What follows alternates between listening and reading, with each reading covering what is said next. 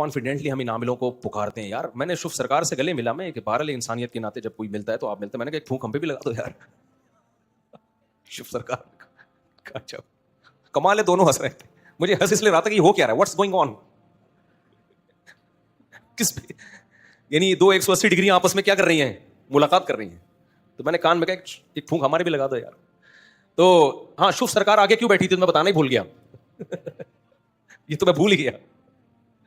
اچھا میری شف سرکار سے ملاقات ہوئی, مجھے بھی بہت ہنسی آئی کہ یار شف سرکار کو بھی بہت ہنسی آئی. خیر تو شف سرکار کو اس لیے آگے بٹھایا ہوا تھا, آگے کا تو مجھے پتہ نہیں, بٹھایا ہوا اس لیے تھا. لوگ کہہ رہے ہیں ایک ایسی علماء کنونشن ہے جس میں شف سرکار آئی ہوئی ہے. وجہ اس کی ہے کہ فوجیوں میں بعض فوجی لوگ اس سے دم کرواتے رہے ہیں, عقیدت ہے ان کو. فوج میں بعض لوگوں کو شف سرکار سے عقیدت ہے, پیر بنایا ہوا ہے. تبھی تو میں کہتا ہوں یہ جو عامل لوگ ہیں اچھوں کی کھوپڑی کو خراب کر دیتے ہیں. تو یہ جو بڑے بڑے علماء جو ہے نا, جب ان عاملوں سے بے وقوف بن جاتے ہیں تو وزیر اعظم کا بے وقوف بننا ان عاملوں سے یہ کوئی اچھمبے کی بات نہیں ہے. اور اسی طرح فوج کے بعض افسرانوں کا بے وقوف بننا کوئی اچھمبے کی بات نہیں ہے. یہ ایسے کیپچر کرتے ہیں نا دماغوں کو. اور فوج میں اتنے اثر رسوخ اس آدمی نے بنا لیا ہے, اس محترم صاحب نے, دم کر کے ان کے جن چڑیل بھوت بھگا کے, تو وہ ایک اثر ہے. وہ اقرار الحسن آہستہ آہستہ وہ اثر کیا کرے گا, نکالے گا انشاءاللہ. کافی حد تک تو نکال دیا ہے. تو ان کے بہت ہی ان کے ہوتے ہیں, ہم پہ اثر نہیں ہوتا, بس اللہ کا بڑا فضل ہے. آرمی چیف تو نہیں, مجھے نہیں پتا آرمی چیف کا کیا حال ہے, میں اس پہ تبصرہ نہیں کروں گا. لیکن جو فوج کے بہت سارے آفیسرز ایسے ہیں جو شف سرکار کو سمجھتے ہیں کہ یہ بہت پہنچی ہوئی سرکار ہے. تو یہ دماغ خراب ہو گیا ان افسروں کا, اور کچھ بھی نہیں ہے. ان افسروں کی کھوپڑی کیا ہو گئی ہے بھائی, آؤٹ ہو گئی ہے. کبھی میرے پاس آؤ تو میں بتاؤں گا کہ جن مجھے تم اس سے اچھا بھگانا آتا ہے, میرے پاس آؤ کبھی خوشبو لگا کے, تو آپ کے سارے جن انشاءاللہ 4 سیکنڈ میں 5واں نہیں ہونے دوں گا سیکنڈ. مجھے جتنا اچھا جن بھگانا آتا ہے نا اتنا کسی کو نہیں آتا, ذہن میں رکھنا. اور اس کا طریقہ یہ ہے میرا جن بھگانے کا کہ جو جن بھگا رہے ہیں نا اس کو بھگا دو یہاں سے. میں نے بہت سے لوگوں کے علاج کیے ہیں. ایک آدمی کا تو میں نے علاج کیا, اس کی بیوی کا علاج. اس پہ جن آتے تھے یوں کلابازیاں, وہ بیچارہ فون کرتا تھا مجھے, یار میری بیوی پاگل گردن دب رہی ہے, یہ کر رہا, مر رہی ہے, یوں ہو رہا ہے. قطر سے فون کرتا تھا. میں نے اس کو بولا یہ کس سے علاج کر رہی ہے؟ انہوں نے کہا کراچی کے بڑے مفتی صاحب ہیں. میں نے کہا الو کا, یعنی مسجد میں ایسا گالی دینا مناسب نہیں ہے. میں نے کہا بہت بڑا پٹھا ہے وہ, الو خود لگا دینا بعد میں گھر جا کے, ہٹاؤ اس کو وہاں سے, علاج چھڑواؤ. کہہ رہے وہ تو مفتی ہیں بھائی. میں نے کہا بھائی 2 نمبر آدمی ہے, چھوڑ دو مفتی نہیں ہوگا, ہر آدمی نام کے ساتھ مفتی لگاتا ہے. کہہ رہے وہ تو مر جائے گی. میں نے کہا بھائی مرنے دے, جب تک ذہنی طور پر اس کے لیے تو تیار نہیں ہوا نا کہ مر جائے گی اس کا علاج نہیں کراؤں گا, اس وقت تک جن نہیں بھاگے گا. پھر رات کو 4 بجے فون کر رہا ہے, مر رہی ہے, میں فون کر دوں. میں نے کہا بھائی تیری بیوی ٹھیک ہونے والی نہیں ہے, تیرے اندر ہی کانفیڈنس نہیں ہے نا.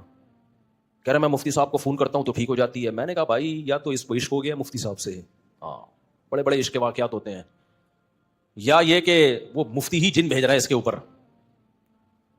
میں نے کہا مرنے دے. پھر فون کر دیا اس نے 4 بجے مفتی صاحب کو, انہوں نے کچھ پھونپھاں کی ہے, شف سرکار سے لیڈ لے کے یہاں پارسل کی ہے تو ٹھیک ہو گئی. وہ کہہ رہے ہیں یار ٹھیک ہو گئی. میں نے کہا یہ کبھی بھی ٹھیک نہیں ہوگی, میری گارنٹی ہے, لکھ لے, یہ ہمیشہ اسی طرح تڑپتی رہے گی پوری زندگی. پھر دوبارہ جب ہوا نا تو اس نے نہیں کیا فون, مجھے فون کیا. میں نے کہا نہیں کرنا اس کو, نہ دم کروانا کسی سے بھی, بولو مر جا بیگم, نہیں کوئی پھونک نہیں لگے گی, خود جتنی پھونکیں لگانی ہے لگا دے, آیت الکرسی پڑھ کے, اس پہ ہمیں وہ نہیں ہے. یہی ہوا, اللہ کا فضل ہے, کچھ گھنٹوں تک اس نے صبر کیا, فون آیا, ٹھیک ہو گئی ہے. میں نے کہا دیکھ مر جا, یہ عقیدہ بنا لے, مر جائے گی, مرنے دوں گا. اب لوگ کیسے, خواتین شاید غصے ہوں گی, اچھا یہ تو چاہتے ہیں کہ بیویاں مریں. بھائی میں چاہتا ہوں کہ نہیں مریں, تبھی میں ان میں یہ کانفیڈنس بھر رہا ہوں. میں چاہتا ہوں کہ نہیں مرے, ورنہ مرے گی, یا تو مر جائے گی یا اس پہ مر جائے گی جو دم کر رہا ہے. دونوں میں ہم نے بہت عاملوں کو دیکھا ہے بھگاتے ہوئے بیویوں کو, لوگوں کی قبضہ کرتے ہیں. سارے عامل نہیں کرتے لیکن بہت سے کرتے ہیں یہ کام. تو وہی ہوا, پھر اس میں ہمت آئی, اس نے نہیں کیا. 1 2 3 ہفتہ 1 مہینے کے بعد ٹھیک ہو گئی. اس نے بیوی کو بول دیا کہ بھائی دم نہیں ہوگا, مرنا ہے مر جائے یہیں پہ. اللہ کا شکر ہے ٹھیک ہو گئی. جب ٹھیک ہوئی ہے تو اس نے مجھے 10,000 روپے ہدیہ بھیجے. یہ بات ہوگی 2009 یا 10 کی. کہا یار, میں نے کہا بھائی میں فری میں علاج کرتا ہوں لوگوں کا, ہمارا کوئی معاوضہ نہیں. کہہ رہا آپ نے میری اتنی بڑی ٹینشن دور کر دی. وہاں سے ہدیہ بھیجا اس نے. اچھا خیر, پھر کیا ہوا آپ کو پتا ہے, ایک چیز ہوتی ہے جس کو کہتے ہیں انسیکٹ, اس کا گھر جا کے ترجمہ کر لینا, مسجد میں مناسب نہیں. ایک کیا چیز ہوتی ہے, انسیکٹ, ٹھیک ہے, گوگل پہ دیکھ لینا. یہاں مسجد میں نہیں, مسجد میں بالکل مناسب نہیں ہے. جس کو یہ ہو جائے نا اس کا دنیا میں کوئی علاج نہیں ہے. وہی ہوا, ٹھیک ہو گئی تھی اچھی بھلی. پھر کہتے ہیں ایک بزرگ ہمارے گھر میں آئے ہیں حضرت, انہوں نے بتا دیا کہ میں نے کون سی گھڑی پہنی ہوئی ہے, حالانکہ انہوں نے گھڑی دیکھی نہیں تھی, یہ بالکل ٹھیک لگ رہے ہیں مجھے. میں نے کہا تو نہیں سدھرے گا, کہہ رہے انہوں نے کیسے بتا دیا میری گھڑی ہے, حالانکہ دیکھی نہیں تھی. ابے بھائی کچھ بھی ہوگا بتا دیا ہوگا, بڑے شعبدے ہوتے ہیں دنیا میں یار. کہہ رہے نہیں حضرت یہ ٹھیک ہیں, وہ تو ٹھیک نہیں تھی. میں نے کہا تمہاری قسمت, تمہاری نسلیں برباد ہوں گی. 10,000 بھی میرا دل چاہ رہا تھا واپس لے اپنا, ہمیں نہیں چاہیے یہ, اب تک برباد ہو چکا ہوگا, اللہ بچا کے رکھے. یہ جب ایک دفعہ انسیکٹ کسی کو ہو جائے نا, عاملوں والا, یہ انسیکٹ چاہے دیوبندی کو ہو, بریلوی کو ہو, اہل حدیث کو ہو, کسی ڈاکٹر کو ہو, انجینئر کو ہو, پروفیسر کو ہو, یا کسی فوج کے بہت بڑے آفیسر کو, یہ انسیکٹ ختم نہیں ہوتا. جو جن کو نہیں آتی انگلش میں انسیکٹ کسے کہتے